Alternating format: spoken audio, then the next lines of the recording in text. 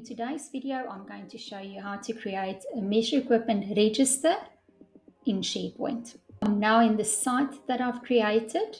I'll go over to New, List. If you do have an existing register that you just want to import, you can make use of a CSV or Excel. In this case, I'm going to build a list from scratch. So I'm going to click on Create. I'm going to call this a measuring equipment register. I'm going to untick the site navigation.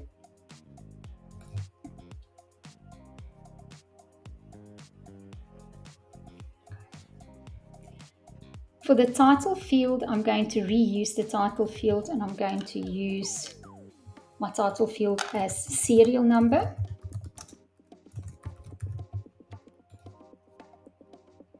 I'm going to go on and create a drop down for type of equipment. So I'm going to use a choice.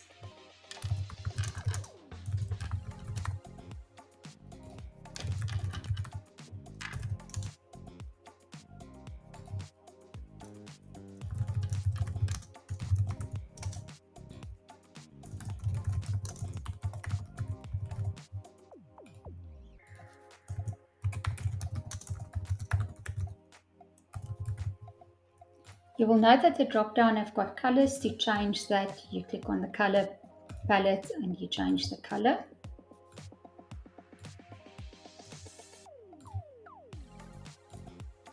Click on save. I'm going to go ahead and add calibration date.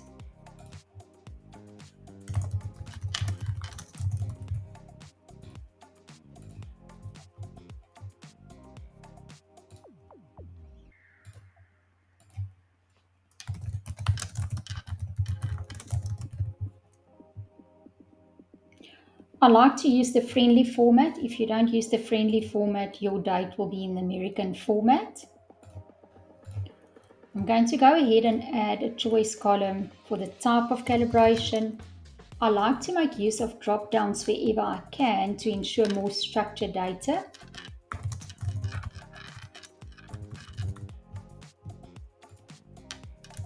Internal calibration.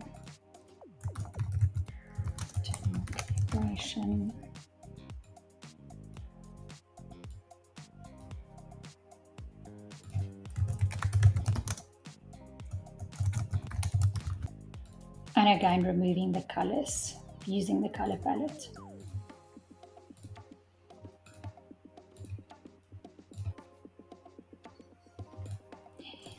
If you do have equipment that you use for indication only, it's not something that you use for accurate measurement, you can add a fifth line item, indication only.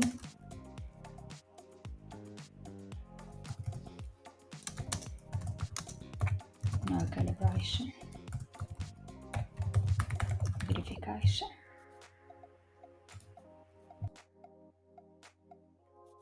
Now that your register is ready, we can now start loading your equipment. There's two ways in loading your equipment. You can add an item.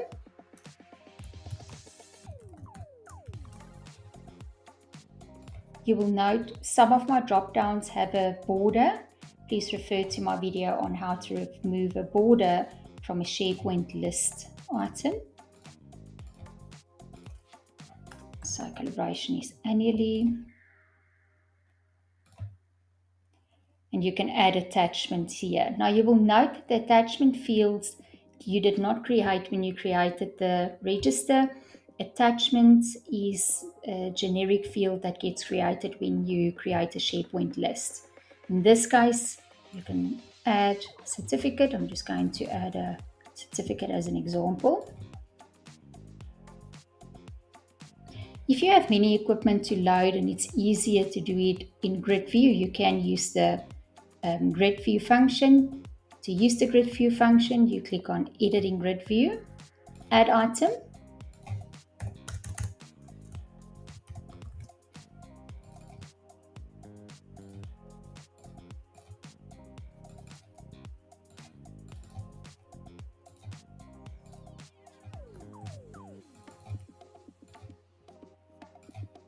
In this case, you cannot attach the item. You need to exit in grid view, double click on the item, edit all to add the certificate.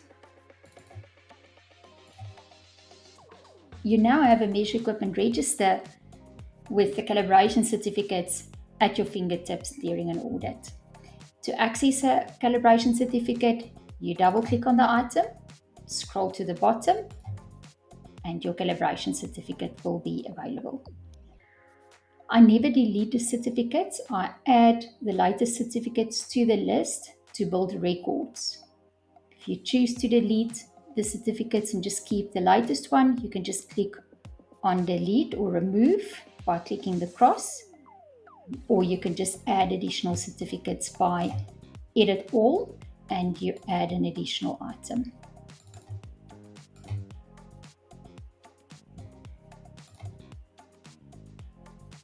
To set a reminder on the next calibration date, you click on Automate, Flows, Set a Reminder. You will note that SharePoint recognizes two date columns that you've created, calibration date and next calibration date. I would like to set a reminder on the next calibration date. At this point, SharePoint might ask you to sign into the different apps. In this case, I'm all set. I can click on continue, get an email reminder. I'm removing and I'm going to rename my flow name.